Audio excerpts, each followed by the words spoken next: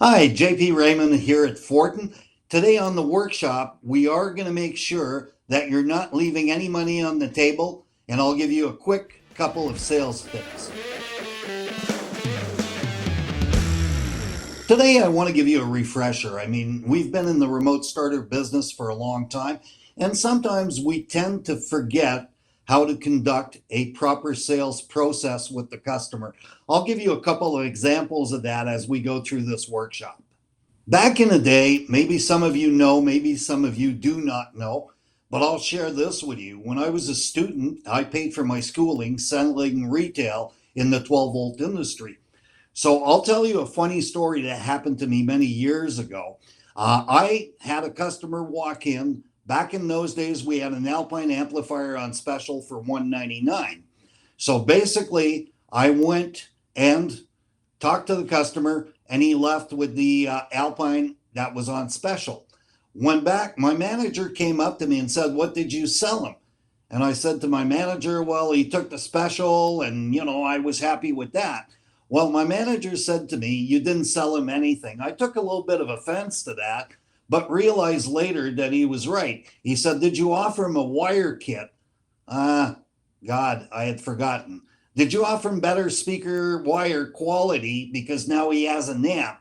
I had not talked about that. So, what I did, in fact, was leave money on the table and then conduct a proper sales process with the customer, exploring his needs. Got to remember that selling is making sure that we create a need that the customer doesn't quite know he has by exploring all the possibilities of what we can offer him.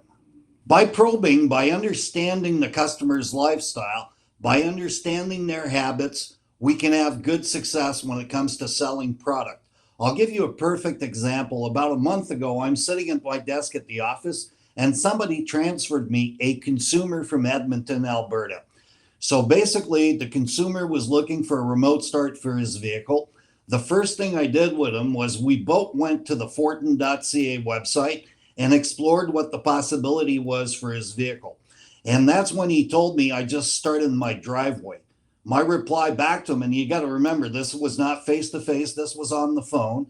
I said to him, I said, "Gee, you must be living a boring life. You never go to the mall, you never go to the movie theater, the arena, or restaurant." And of course, he was a little uptight about that answer, not, having a full life. And he said, "Yeah, I go to all those places." I said, "Well, understand that the limitation on your factory remote will not allow you to start your vehicle in most of those places. That is the reason why we created extended range remote."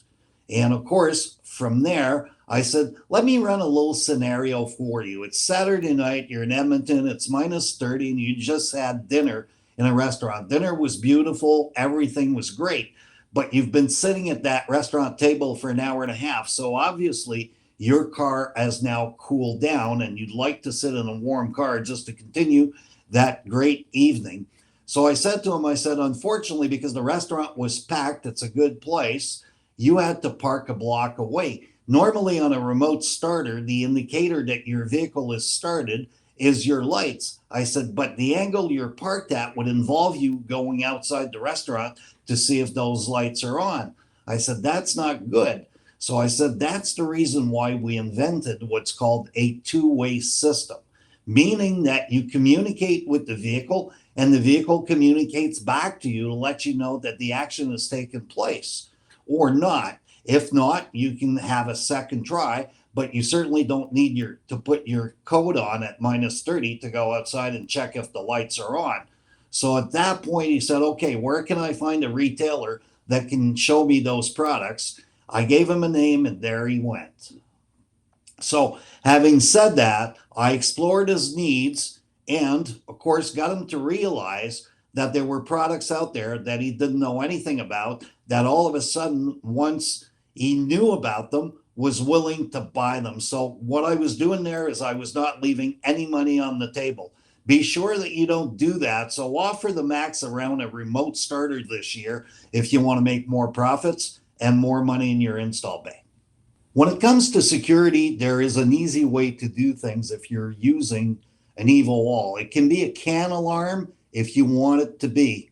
Got to remember the Evo All is capable of doing one of three things. It can either be a standalone starter and low powered vehicle, it can be a bypass when using it with a conventional analog starter, or it can be a CAN alarm. Now, if you want to take this one notch further, you can go to our Evo 1 or Evo X1, add a shock sensor, and as you know, it is one click when you're programming that says alarm enable, and away you go. You now have a complete system. Now, one thing to understand when it comes to security is our remotes are remote start remotes. What do I mean by that?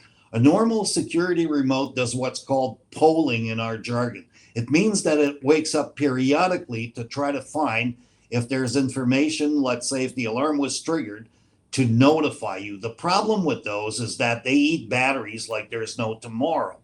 We want to have maximum battery life, therefore our remotes don't do polling. Now, if you want to know if your security has been triggered and no limitation in range, we have the LTE phone app for that purpose that would give you notification for security. Even if your phone is in the silent mode, it would still flash as your light would flash on your car if your security system has been triggered, or it would also let you know a siren sound, even if it's in the silent mode, as I was saying. So having said that, that is the ultimate way to find out if your alarm has been triggered from a remote location from your vehicle, basically.